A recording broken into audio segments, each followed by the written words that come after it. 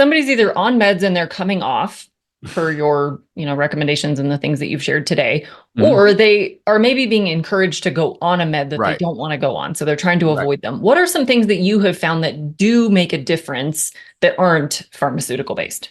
This is really a great question. And first of all, those two groups are entirely different than each other.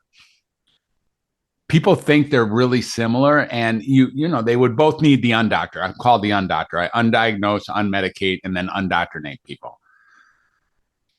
You would think that those groups are similar. However, the first group you named has already bought the farm at least once.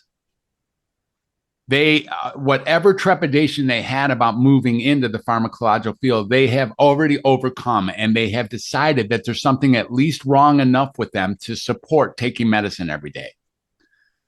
That group sort of unringing that bell is a much more difficult, much more complicated issue, as it turns out, than the people who are wondering, wait, should I or shouldn't I? Should I or shouldn't I?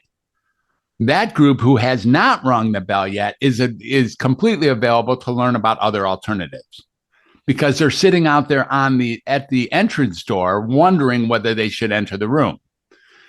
The ones who have already bought the farm, and that's a lot of people, by the way, and I'm probably speaking to a number of listeners who have so-called bought the farm, who have decided that the best they could do was go through therapy and go through the conventional track.